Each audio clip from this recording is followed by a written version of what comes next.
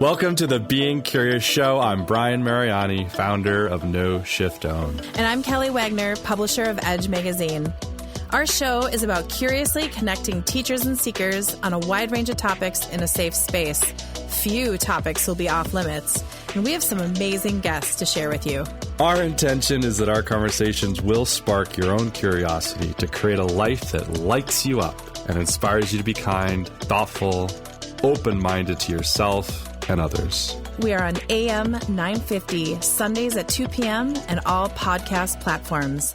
So, Brian, what are you curious about today? Hey, guys, it's Kelly. I'm back. Brian's still tripping the wild fantastic. So we have Miss Elizabeth Sullivan back in studio with us. Hey, Elizabeth. Hey, Kelly. Thanks for having me. I'm super excited about our next guest. We're going to cause some trouble today. No, actually, we're not going to. Mr. Eric Christopher. Hello. Welcome to the show. Hello. Thank you for having me. Thank you I for feel being honored to be here. It's my first time being on radio, so I feel very important, and thank you.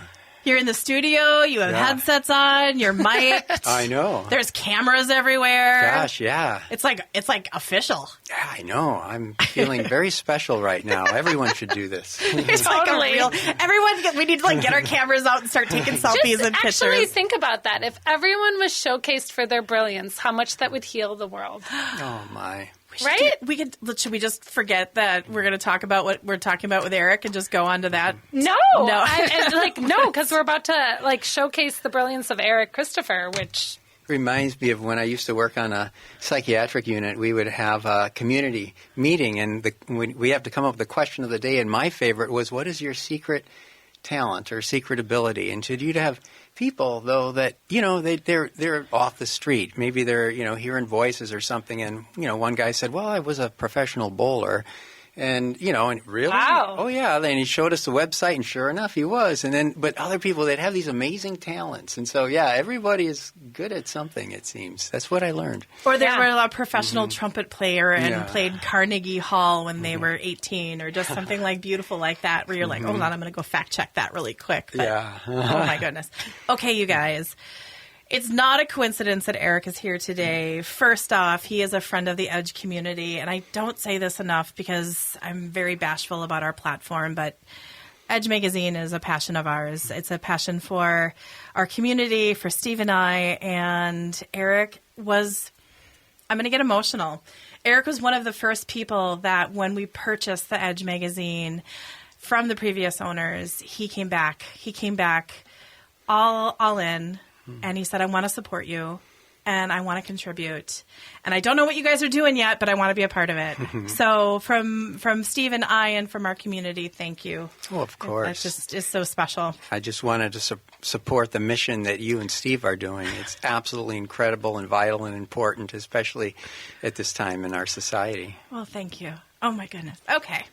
Well, you guys, this is just this is going to be a really fun one. And wow, collecting the thoughts. This is when I start doing that. Let's share a little bit about who Eric is. Yes, that's what I'm going to. I'm going to bring us back. Thank you. Just gotta love Elizabeth. Eric Christopher has a master's degree in marriage and family therapy and is a certified hypnotherapist. His life passion has been to spiritually awaken and to help clients do the same, using hypnotherapy to guide clients to connect to their own inner wisdom and higher self that can uncover and heal the roots of limiting fears and belief. He specializes in past life regression therapy, life between lives therapy, and also present life deep emotional healing of the body and the subconscious mind. He has a private practice in Mendota Heights, Minnesota, and he is our guest today. Thank you, Eric, for being here. Well, it's an honor to be here. Thank you for having me. So, what we ask everybody, what are you curious about? I am curious about the afterlife. And the other thing I was thinking of I'm curious about is every time I go to our high school reunions, I grew up in a small town. Our high school class was only 150 people. Maybe about 40 come to the reunions. But I am always curious about the story of their lives. It's like we knew them, I knew them, like when they were, say, at chapter 2 or 3, 18, 17, 18-year-olds. And now, whatever chapter they're on, right. Everyone has had ups and downs, failures, successes. when I'm at those reunions, I feel like I want to stop time and go and interview every one of those people there and say, what have been your successes and joys or failures? What's been the hardest time in your life or the greatest joy in your life? And for me, I'm really curious about that. That's what makes me very curious, too, as well as the afterlife. I can see him lined up at a totally right. It's like Lucy and Snoopy. Like, come on and talk to me. I think Joan Steffen would probably join you on that adventure. I think she would too. Yeah, I could pick up some interview tips from her. I know. Yeah. So, Eric, I'm curious. How does a marriage family therapist get involved in past life regression and your curiosity about the afterlife? Yes. Well, my curiosity about the afterlife and my interest in past life regression, I would say it goes back to when I could not find a teaching job after I graduated from college at St. Olaf College. And so I decided to go overseas to teach English. And I did in Taiwan, found a job there, saved up enough money to pay back a few loans, and then do some further traveling in India. And when I was in India backpacking around as this impressionable 24-year-old, I decided... Chapter 4, maybe? Yeah, that was Chapter 4, yeah, early on in it. I decided to work for the Mother Teresa Home for the Destitute and Dying in Calcutta. It's now called Kolkata, or at the time it was Calcutta. How did you choose that organization? Because I was reading the the Go India guidebook, and they mentioned, if you're in Calcutta, this is something you might want to do if you're traveling, a backpacker traveler. And as soon as I read that, I thought, there's something that dropped in and said, yes, experience this. So I went to go there, and my first moments there, I don't know what to do. And I walk in, what should I do? And the guy said, who was in charge, said, why don't you go over and sit with that man over there because he's dying?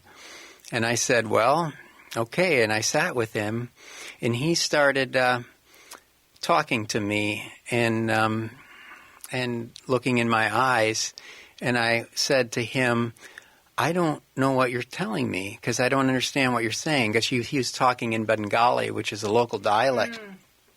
That didn't seem to matter. He kept talking to me, looking in my eyes, and he reached out his arms, and I grabbed his arms. And while he was looking at me in his eyes, he just died right in my arms. And he became this cold, hard shell, this thing. And at that moment, his heat, his light, his electricity, his consciousness just went somewhere, and his eyes became vacant. And that made an impression on me because we took that limp body, and then it was just a shell at that point, and we threw it on a burning pyre out in the street like an hour later. But I just couldn't get it out of my head. Wait, what I was talking to was not that lump of body that we threw on the fire. I was talking to his light, his energy, his consciousness. Where is that now? Yeah. And who and what are we as souls? Who are, what's going on? Right. So that was always turning around in my mind. The rest of my travels in India. A couple of years later, I picked up this book called Journey of Souls by Michael Newton. And it was interesting how I came across that book, because I wasn't even thinking about it, but I remember that was when I was working in a psych unit, and I saw this nurse walk by, and I just I found myself blurting out. I said, Dale, what book should I read? And without even looking at me, he just said, Journey of Souls by Michael Newton. And he kept walking. And I thought, okay, I want to get that. Right. But that book changed my life. And what that book was about is that he was a psychologist. And this is a psychologist he was a skeptic. And he said he was an acknowledged atheist and skeptic. But he would tell his clients, while in a state of hypnosis, he used hypnosis, go to the source of your issue. And sometimes they went to the source of their issue in a different life. And he didn't know what to make of that because he didn't believe it at first. But then he started, with a few of these people, he decided to do some investigating. And so one guy went to the source of his back pain, for instance, to World War I. And Michael Newton decided to grill him with questions. Well, what's your name? Who's your commanding officer? What's your hometown? What's your rank? And the guy just blurted out information, and Michael Newton, went and verified this information in some military records. And then he thought, okay, wait, and he did it a few times. He said, there is something about this and with this reincarnation here. So, boy, what happens if I take a person to a past life, and then after that life is over, what if I hypnotize them a little bit deeper? Where does their soul go? What does it do? And he ends up doing this for 3,600 people. Wow. And he says there are such amazing consistencies with what people were saying while under a deep state of hypnosis about what their soul was up to, what it was doing, what earth life was like from the vantage point of the soul. And not only that, but everyone just, it was for pretty much most people, it was like very much of a healing session for them. It was almost like when people talk about a near-death experience, it was like a mini near-death experience because you get the same level of consciousness and insights, and they would bring that back. And so it was such a moving, profound session for so many people. When I read that book, I finally knew what I wanted to do in my life. I said, oh my gosh, I got to get training with that guy before he retires. But it just so happened that I had just started a marriage and family therapy program. And I'm glad I did the program because I wanted to get the background training in that. But I could hardly wait for that program to get over. So I could then really pursue hypnotherapy, then past life regression, and then training with Michael Newton, the Life Between Lives training. So that's kind of a long story of how I became interested in it. But it's so organic. Yeah. And it just flows, and it just feels really, really natural. Mm-hmm. Right? Oh, yeah. I've always been curious about, what happens after... Mm-hmm. So I grew up, and my grandpa was a mortician. Yeah. And so we were always around bodies. And I was like, what happens once their consciousness departs? And, where does that energy go? And what does it become? Yeah. And... if we believe that energy begets energy, just transforms, then what's happening? Were you ever able to ask your grandfather, is there a feeling, is there a knowing? Because my sister-in-law's also a mortician. Yeah. And there's a long story with that. But sitting with a gentleman that you were just, you walk in the door and they're like, go over there. Go. And your grandfather. Yeah. Is there discussion regarding that? Or do you think that they compartmentalize it and do that in the safety of not opening up Pandora's box? I think it's a mix, at least for my grandpa and my uncle and my cousins who are all in it, because recently we've had some family members die. And so, that it's interesting to see how the energy around a body kind of lingers for a little bit before it moves, depending on the resolution that someone has with that current lifetime. Mm-hmm. And so if there's less regret at the end, I think the energy moves quicker than if there's more peace and resolution and support. And it sounds like, Eric, you were able to give that Bengali man the support and presence, which is beautiful because a lot of people don't get that at the end of their life. Yes. And to dovetail on that, something weirdly fascinating happened 23 years after that.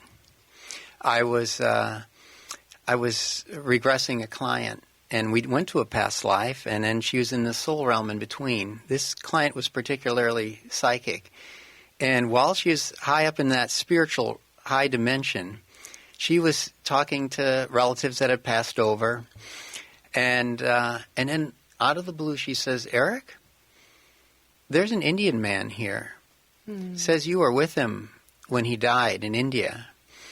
And I got goosebumps. Yeah. And I just said, well, tell him thanks for stopping by. I love it. No doubt. That's such sacred space. Yeah.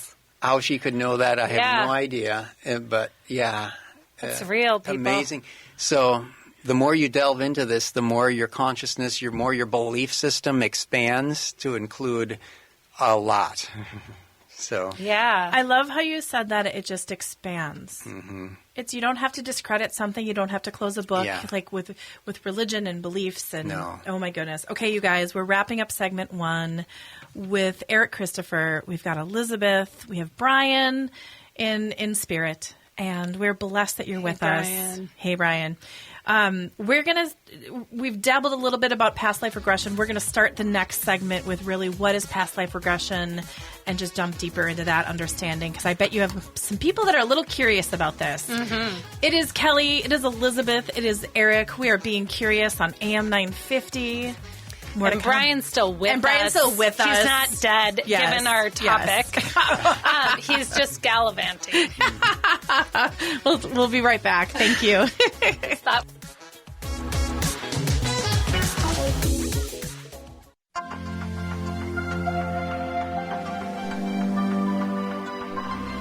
And we're back. Brian does that so much better than I do, but so glad you're back. AM 950, Being Curious, Kelly, Brian, Eric, and Elizabeth. Today we have Eric Christopher, Past Life Regression. You guys were just jumping in. Hey, Elizabeth has a question. Go for it. Yeah. So, Eric, you do past life regression work. Yes. And I know because I've gotten a beautiful chance to work with you, and Kelly over there has had a beautiful chance to work with you, too. And we've known each other for a while, but there's lots of people here that are like, past life regression, like, how does that work? And how do people do past life regression work? And are there ways you do it? Mm-hmm. And then tell us about, after that, tell us, like, what does a session look like with you? Because, absolutely. Like, right? Because some people could be like, woo, what's going on? And it's really this beautiful, private, comfortable, sacred experience. Okay, now I'm going to be quiet. Okay. Well, past life regression is basically based on the concept that we're these souls having a human experience. And just to dovetail on that, just think if I died in the next 5 seconds, I'd look very different than I do now. There'd be no life force animating this body. So one could say, well, you are that light and energy and consciousness that's animating the body. I mean, one day you won't be your body, but try as you might, you can't not be that light and energy and consciousness that's animating the body. That part's eternal. It's indestructible. It's outside of time and space. You can't take a gun and shoot a soul and kill it. It's pure energy. And you are that. You're animating this body. So you are this eternal being using this body. And right now, I would say that there is enough evidence of reincarnation that even a logical-minded skeptic can believe in reincarnation just on the sheer evidence of that. And that is, you go to YouTube, Children Who Remember Other Lives, and you're just, if you want to dig, it's there. But one of the things, though, that I'd like to share, though, is you got a lot going on. Yeah, you do. See, this room does this. This room does do this. So, so tell us, like, there's different ways you do past life regression work with people. And if I'm someone brand new to you and I enter the space, what's the session look like? And also, just how does past life, you mentioned there's like 3 ways. You've helped me remember the point I was going to make. Okay, go back to it. Go. See, this is why we have Elizabeth here today. The point is you should be able to tune into that which you can't escape from.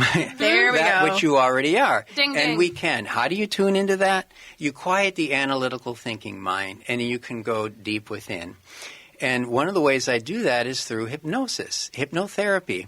So hypnotherapy combined with a guided imagery can help you connect in a deeper, more solid way to this eternal soul part of you that you already are and that you can't even escape from. And that part of you that's outside of time and space. So the process of what past life regression would look like is I do hypnosis, and again, hypnosis is very misunderstood concept. Tell us more about that, because I just had that little thought bubble above you that I was like, there's people out there like, I can't be hypnotized. I know. When we think of hypnosis, we think of the Las Vegas comedy shows where people are doing funny things, and it always gives the appearance that somehow those people are either asleep or not in control. But any one of those people, if they really wanted to, they could snap out of it and go sit down. It's not like they're role-playing, but what's happening is they're allowing themselves to get into a certain brainwave state that makes them very suggestible and also open to subconscious material and abilities and such. And so what we're doing is we're basically, how does a person get there? Easy. It's just basically using my suggestions combined with your own imagination, and very quickly you can let your body get super relaxed super fast. But it's not about being sleepy. It's more about letting your mind be like a blank canvas. So I tell people, think of this as just like a shortcut route to get into a super deep state of meditation. And from there, we're going to turn it into a guided journey. Now, what people need to know about hypnosis is you're always going to be awake and aware throughout the process. You can be so deep in that process that you are, even like, for instance, the Life Between Life session, you're so deep that you are, you can be connecting with loved ones that have passed on the other side. Or, it's not like you're seeing them, the way I can see you in the studio here, but you're getting a snapshot image or impression and then a download, an energetic download or a telepathic download of this communication. So information comes in this big feeling way. So people can be so deep that they're connecting with that, or even spirit guides. But at any point in time, if you wanted to or needed to, you could open your eyes and get up and use the bathroom. And then come back and within 30 seconds pick up right where we left off. So it's important to know for everyone that you're always awake and aware throughout the process. And I always tell people, you kind of control the gas pedal, so to speak, as to how far deep you go into hypnosis. What helps you go deeper is just to be anchored in the present moment. The thing that pulls you out is this chatterbox thinking mind that says, oh, do I have any errands to run on the way home today? And, if you can ignore that and keep your focus anchored in the present moment, you'll go deeper, deeper, deeper. And as part of this guided journey, I have you imagine going down some stairs and in a garden, and I have you imagine floating up above yourself, so you're looking down at yourself in that garden. And I have then your consciousness begin to float up higher and higher. I'll have you temporarily leave behind your body and mind identity of your present life and more begin to tune into the light and energy and consciousness that animates your body, your soul self. And you're doing that with your imagination, but keep in mind, you already are this eternal being. And then I'll have you picture a tunnel. You imagine going through that tunnel. Your mind is like a blank canvas. By that time, your mind is relatively blank. We've made the statement of intent. Well, this is something within past life regression. We always make an intention for that journey. That's, I find, very helpful. And always remember, you already are this eternal being using this body. And the most important thing to know is, just as the body's instinct is to breathe, the soul's instinct is to grow and evolve. That's what we're doing here. So you can pretty much bank on your soul self is very interested in your body and mind personality, somehow growing, evolving, healing, moving forward in some way. So past life regression is always relevant to this present life. You'll rarely see any life that is not relevant to your growth or moving forward or gaining insight, wisdom, and clarity or healing in some way. So people often will say, well, gosh, I got so many issues in this life. Why would I look at a past life? Well, no, that can give sometimes healing and deep clarity into your issues in this life. I love it's you equating it to your body breathing and your soul's desire to grow and evolve.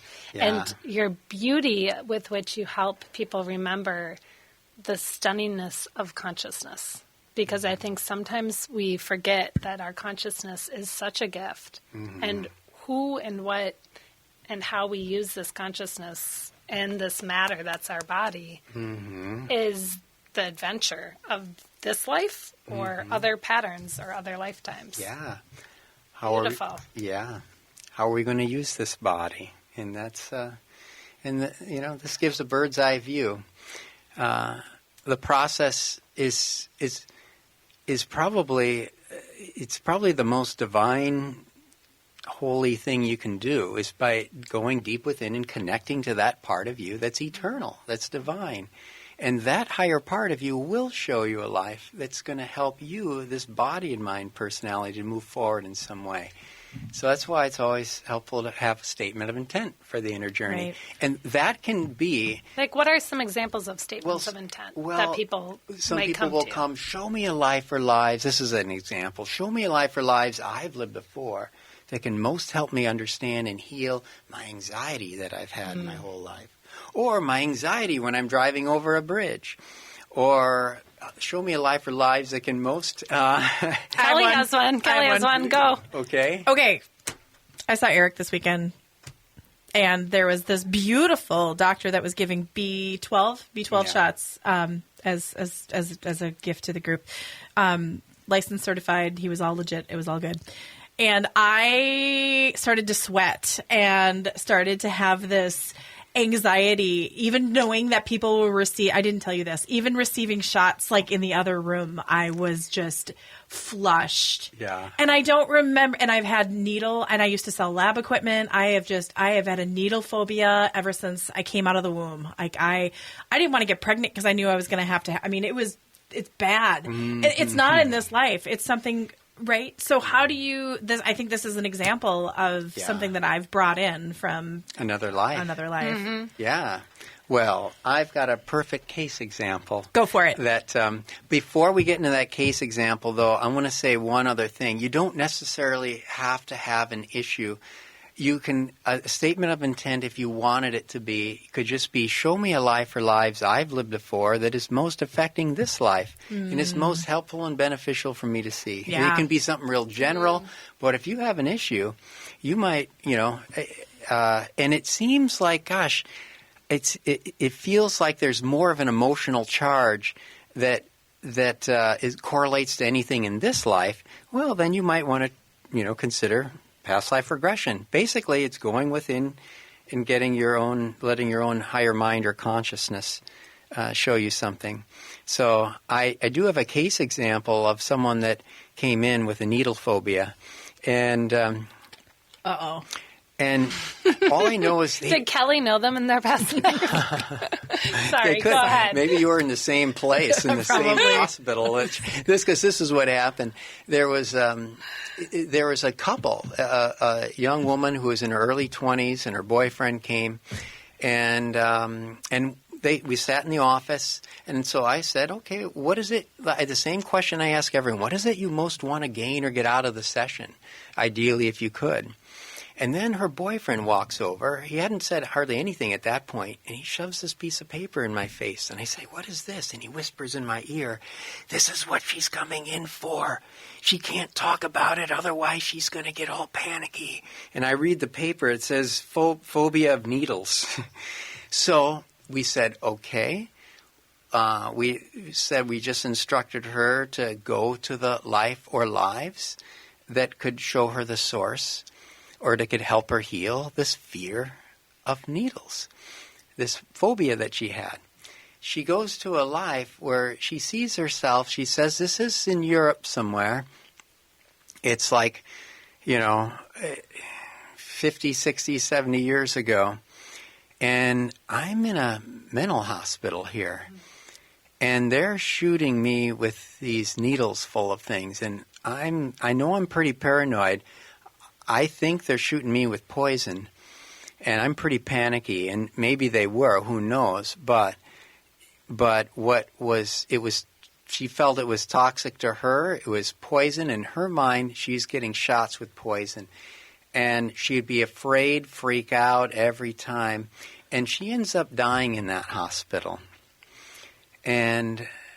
And when she's in the soul realm, after that life is over, we always follow, where does your soul go? What does it do? And 95% of the time, it floats up. You get a sense of just like on an energy current, pulling up higher into the spiritual dimension. And from there, we could see, where that energy, where that fear came from. It came from that past life. Let's take this fear energy and energetically release it from the physical, mental, and emotional energy bodies.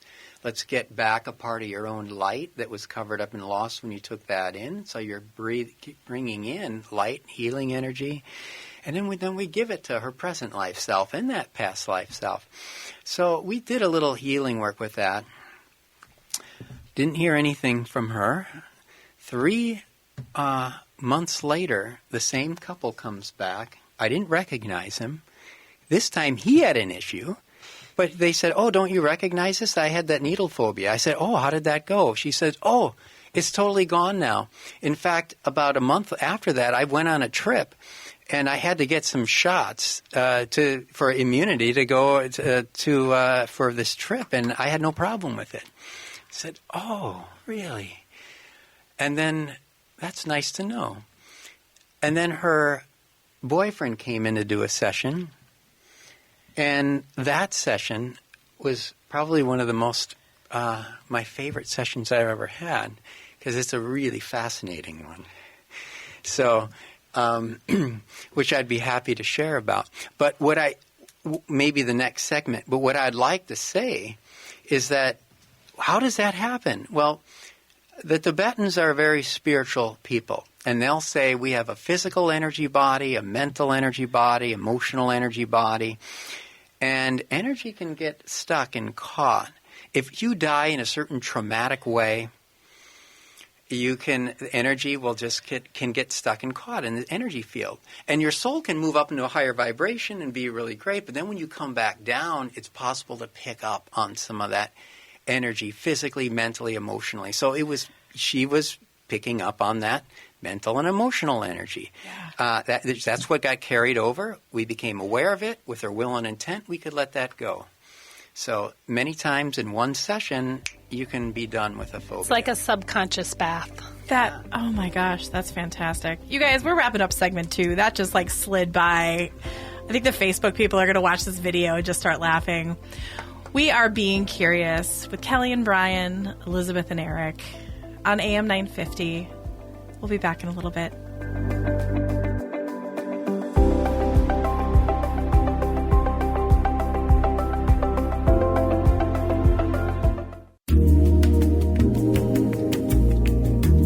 Hello, beautiful ones. We're back.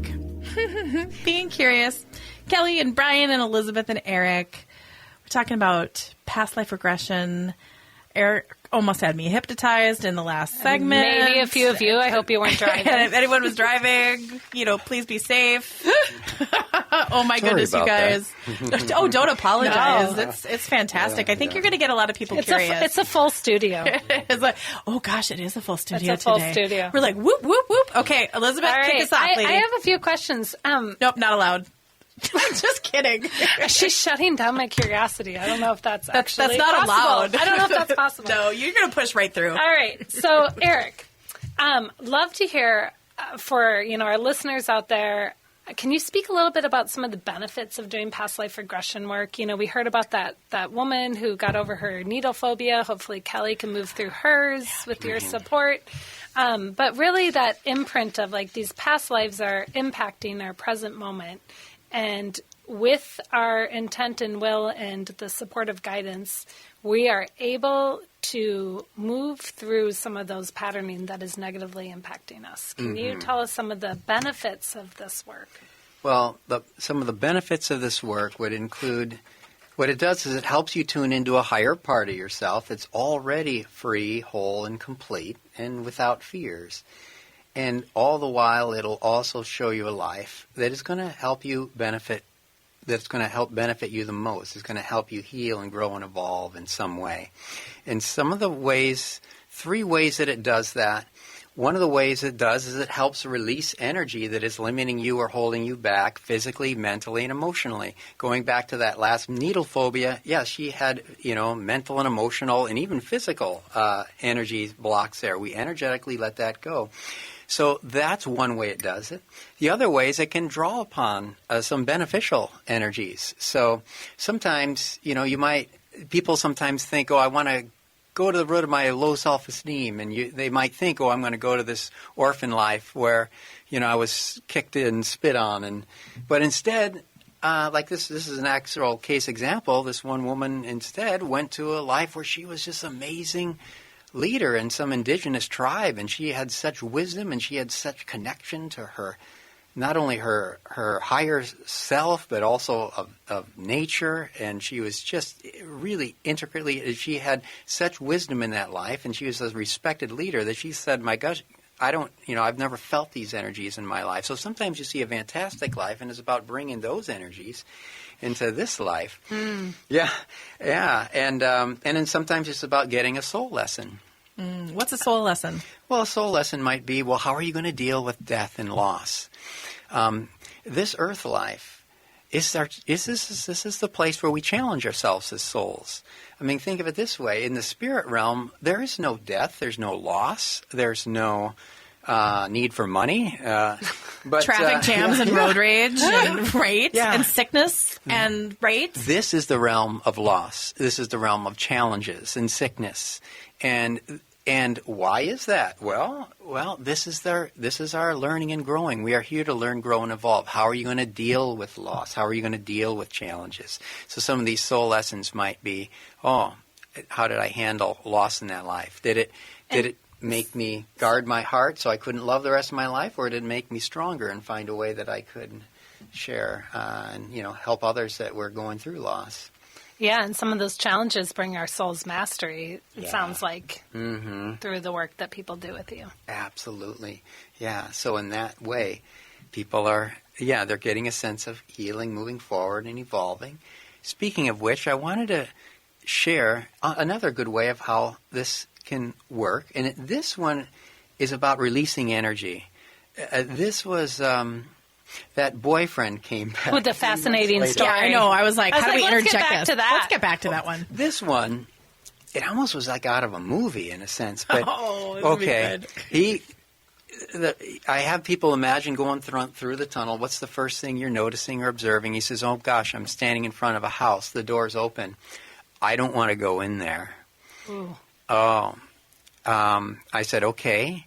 Well, let's go to a time before you're standing in the house. And he says, okay. Then he sees himself in his living room playing with his kids. His kids are 5, 7, and 9. And he says, my wife is standing in the background, and she's just not very engaged. And I know I'm trying to tell the kids that their mother really does love them, but she doesn't really act like it. She's so kind of distant and cold. And I said, okay, information, once you get into it, it comes in downloads like that. So I said, okay, let's move to the next scene. We move to the next scene. He's in front of that house again. I don't want to go in there. Okay. He goes, but I say, okay, let's walk through it. He goes to the house, goes through it, and he sees himself then.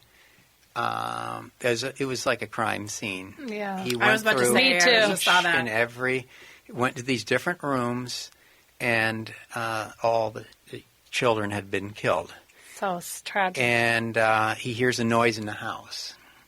He goes there, and he sees his wife there and this man, and they have these knives, and they're covered in blood. And his wife, and he says he loses it. He just beats up on this guy, whoever was there. He doesn't know, and he comes down, and he says, I call the police. Keep in mind, he's in his early 20s. He says, I stick my finger in this thing and I pull it. And that's what dials the police. He's talking about this. The rotary phones. And that's what calls the police. And he grew up with touchstones, I'm sure. But all of a sudden the police come. He says, I'm sitting in front of the curb. And this police officer is trying to get me to look him in the eye. I can't. He gives me a cigarette. I take it. I smoke it all the way down, and then he gives me another one. And then he gives me the whole pack. I smoke it all down. He says eventually, we went on, but eventually he says his wife ends up going to a mental hospital. The man went to prison, and he says I just end up smoking and drinking the rest of my life, and I end up drinking myself to death in my children's graves. And when that life comes to an end, I always get a sense of him, okay, where does your soul go? What does it do? And usually, like I mentioned, it tends to feel like this energy current that pulls you higher. There it didn't. He says it just stays stuck there. And I said, okay, as time goes on and on and on, does your soul eventually pull and drift away, or does it more feel like part of you is still stuck there? Yes, that's what it feels like. And so what It's like we did, it hadn't crossed over. Yeah, like it hadn't crossed over. It's like a sliver of his consciousness is stuck there. Was he having a problem with addiction and smoking and drinking or something like that in his trauma? lifetime? Yes. Let me read you his statement of intent of what he wanted to get out of the session. Because a month before the session, I have him fill this out. What do you want to get out of it? He says, I have a fear of all good things coming to an end. This was a month prior to the session.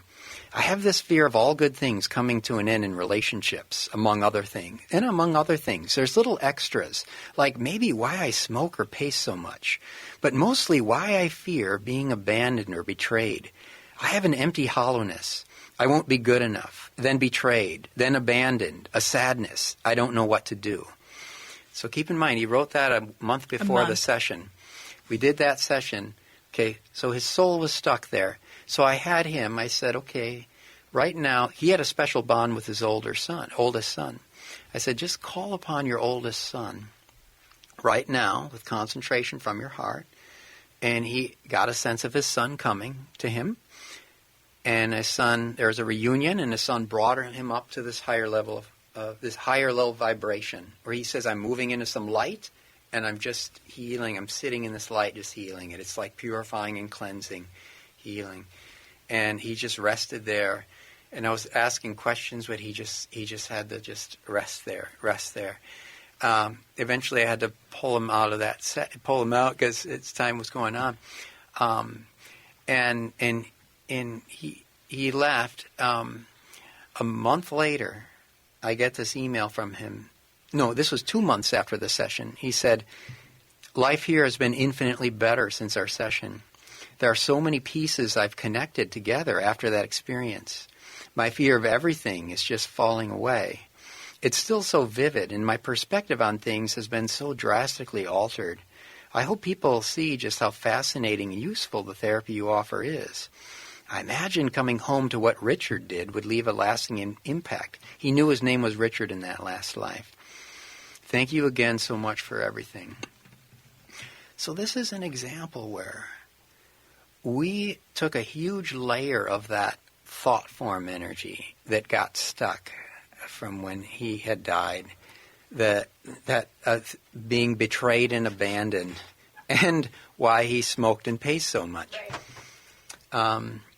And so we are able then to energetically let that go. And when you do that, it changes you physically, mentally, and emotionally. So some sessions at times can be extremely profound in just one session.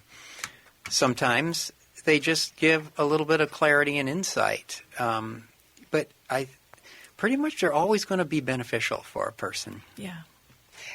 It feels like so much of our present moment might be informed by the subconscious past, and how beneficial this kind of work really would be, not only to individuals, but as each person heals themselves, they heal the collective, and we're less triggered from those unconscious patterns. Yeah? Absolutely, yeah. Yeah. Real important work. When Carl Jung said healing is about making conscious, which is unconscious. And so this is about making conscious, which is unconscious, something unconscious. And I've got another fascinating story, if I might share. Of course. This is, I'm keeping track of the time here, but there's a medical doctor came to me, frozen shoulder, couldn't lift it. He says, I've tried everything. I've been to the Mayo Clinic. I've had surgery. I've been to all kinds of alternative healers. Nothing worked. So he decided to try past life regression. I'm usually the last on people's list. And, well, he sees himself as this really strong, buff Roman soldier. And he's left-handed. That's his, he's left-handed. He has a shield in his right hand. His left hand, he's a killing machine, and he is good at what he does. Right. And he just says, I've just put out all these peasant uprisings, and I'm really good at this. But after that life was over, he's in the soul realm. That's when he starts feeling a little guilty. He says, "Oh my God, I created all these fatherless homes," and he says, "I think this shoulder has to do with that karma. So I just had him. I said, you're tuning into this eternal part of you. Just get an impression of this eternal part of you now calling upon the eternal part of anyone that you ever harmed in that life. And apologize. And he that's what wanted to be done. I'm sorry, I apologize. And the answer that came back was, hey, all is forgiven. You are just a blind human doing your stuff. It's Too many blind humans, yeah. It's all's forgiven. That's shifting now, though. So after the session, he raised his left arm right up. I saw him 3 years later at a talk. He walks up to me and he raises his left arm up. He says, Eric, that's the only thing that ever really worked. Yes. And so what I tell people, look, if you have trouble believing in reincarnation or believing, it does seem very fantastic. I know, like, is this really believable?